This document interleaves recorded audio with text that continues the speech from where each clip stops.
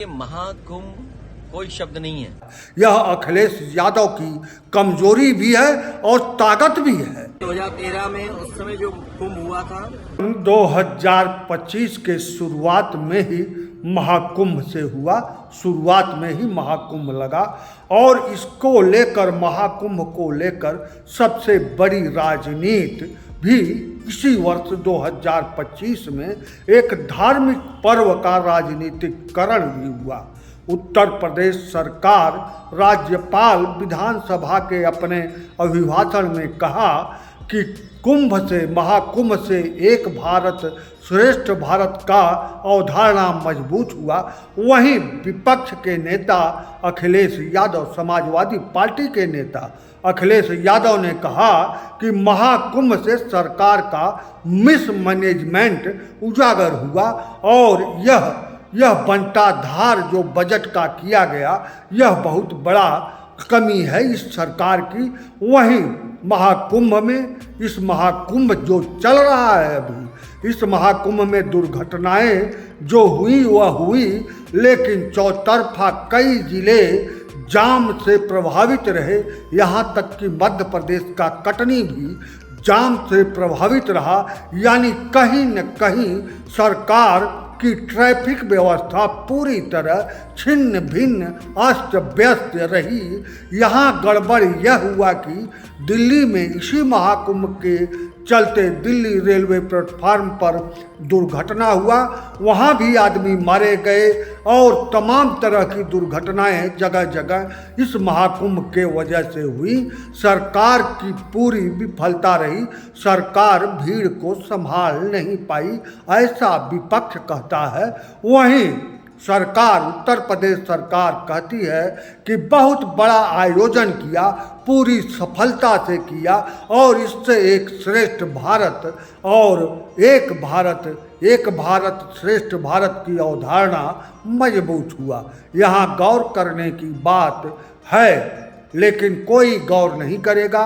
विपक्ष अपनी राग अलापेगा और पक्ष अपनी राग अलापेगा और ऐसा राजनीति में होता भी है। राजनीति का यही डीएनए है, राजनीति का यही डीएनए है कि विपक्षी कोसेंगे, सरकार पीठ थपथपाएगी। सबसे बड़ी बात जो यहाँ जनता निर्णायक है, उसको जाति धर्म में बांटा जाएगा। लेकिन उत्तर प्रदेश सरकार फिर कहती है कि हमने सरकार चलाया जिसमें सांप्रदायिक और जातिगत दंगे नहीं हुए, जातिगत विवाद नहीं हुआ। यह सब चल रहा है। निश्चित ही पूरी राजनीति चल रही है और हर वक्तव्य सरकार की तरफ से, विपक्ष की तरफ से राजनैतिक ही आता है। अब आते हैं अखिलेश यादव पर। अखिलेश यादव विपक्ष के एकमात्र नेता उत्तर प्रदेश में फिलहाल हैं, क्योंकि कांग्रेस गायब है, परिदृश्य से अभी गायब है, लेकिन उपस्थिति धीरे धीरे दर्ज करा रही है। सुप्रीमो, सपा सुप्रीमो अखिलेश यादव की ताकत कहिए तो वह है कि पिछड़े की राजनीति करते हैं और वह कहते हैं कि वह पीडीए के नायक हैं। उनका जगह जगह पोस्टर लगाया जाता है। यह अखिलेश यादव की कमजोरी भी है और ताकत भी है। ताकत इसलिए कि वह एक पिछड़ा वर्ग पीडीए अल्पसंख्यक को लेकर और दलित को जोड़कर एक जो है अपना महागठबंधन कहिए या महावोट जुटाना चाहते हैं और कुछ हद तक इसमें सफल भी होते हैं। वहीं योगी आदित्यनाथ धीरे धीरे अपने धार्मिक स्वरूप पर ही केंद्रित हो जा रहे हैं और उनका धर्म कर्म के अलावा और काम उनका दिखाई नहीं देता।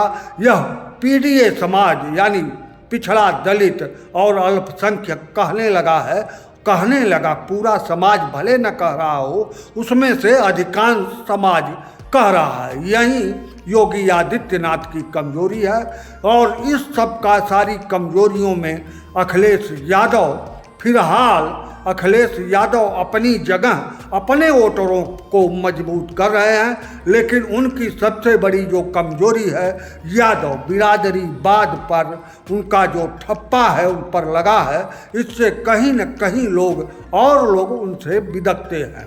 लेकिन फिर भी अखिलेश यादव मजबूती के साथ अपने लक्ष्य की तरफ बढ़ रहे हैं। वहीं योगी आदित्यनाथ के पास सिंगल धार्मिक मुद्दे के अलावा और कोई उनका प्लस पॉइंट फिलहाल 2025 तक दिखाई नहीं देता। और अखिलेश यादव और योगी बनाम जो उत्तर प्रदेश की जनता होती जा रही है, इसमें फायदे में अखिलेश दिखाई दे रहे हैं। योगी आदित्यनाथ को इसका फायदा कम मिल रहा है। यह 2027 का चुनाव बताएगा। अखिलेश यादव अगर अपने ऊपर से यादव का तकमा हटाने में जनता के मध्य सफल रहे तो मुख्यमंत्री वो होंगे।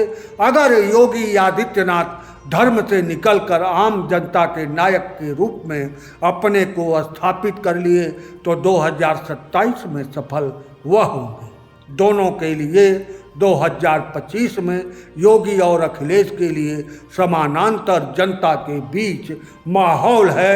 2027 तक इसे कौन ऊपर करता है, कौन नीचे करता है, यही 2025 का महाकुंभ ही पृष्ठभूमि में रहेगा और यही पृष्ठभूमि तय करेगा।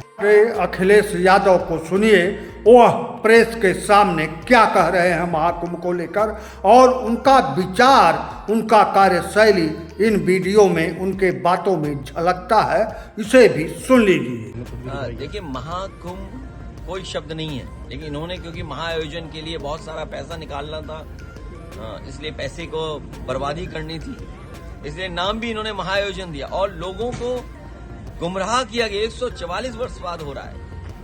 किस तारीख से ये तय कर रहे हैं? हमारे हिंदू धर्म में नक्षत्र और समय दो इम्पोर्टेंट हैं। तो जो सदियों से होता आया है, कब धरती बनी, कब हमारे स्टार्स बने, कब से प्लेनेट हैं, ये बीजेपी वालों को सब पता है। ये केवल मनमानी करते हैं कि जो वो कहें वही थोप दो, वही स्वीकार करो।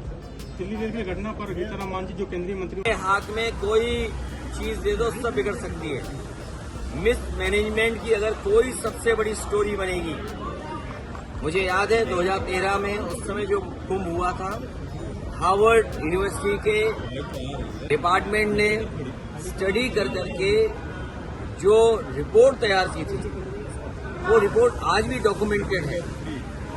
उस समय इतना मिसमैनेजमेंट नहीं दिखाई दिया, कम बजट में वो हुआ था, लेकिन इन्होंने प्रचार बहुत किया, बजट ज्यादा दिया, दोनों सरकारें लग गई, उसके बावजूद भी भगदड़ में लोग मर गए, सड़कें जाम रहीं, लोगों को रात दिन गुजारना पड़ा अपनी गाड़ियों में बैठ करके, सड़कें हर तरफ दूसरे स्टेट तक ब्लॉक रहीं, ट्रेनों का जो इंतजाम करना था ट्रेन नहीं पहुंच पाई, पूरी ट्रेन नहीं चलाई, संख्या नहीं चलाई उतनी, भगदड़ मच गई, उसमें भी लोगों की जान चली गई। इस सरकार ने कुंभ के बहाने न जाने कितनों की जान ले ली।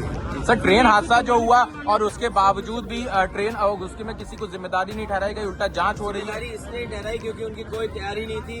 अगर सरकार ने तैयारी की होती, डबल इंजन सरकार, अपने आप को डबल इंजन बोलते हैं, ये डबल इंजन नहीं है, डबल ब्लंडर वाली सरकार है। सर 144 साल की जो अफवाह फैलाई गई, क्या मानते हैं कि उसके ऊपर भी कार्रवाई होनी चाहिए, इसलिए झूठ? देखिए, भारतीय जनता पार्टी के लोग मनमानी करते हैं। भारतीय जनता पार्टी के लोग बहुत साइंटिस्ट हैं और उनका जो कुछ भी कथन है वो रिसर्च बेस्ड है।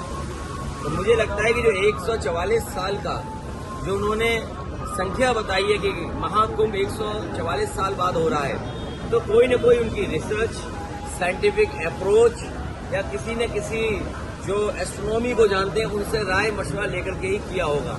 इसमें कुछ न कुछ तो सच्चाई होगी, इसीलिए सरकार 144 साल मना रही है। लेकिन एक चीज याद रखिए, भारतीय जनता पार्टी के लोग, चाहे वो कोई कल्चरल फंक्शन हो, कोई स्पोर्ट्स का फंक्शन हो, कोई ट्रेडिशनल फंक्शन हो, कोई रिलीजियस फंक्शन हो, उसको राजनीति में मिला देते हैं, राजनीतिकरण कर देते हैं। और कुंभ के आयोजन को इस तरीके से इवेंट बनाया कि पहले कभी कुंभ ही नहीं होता था। ये कुंभ अगर किसी ने शुरू किया तो भारतीय जनता पार्टी ने शुरू किया। सर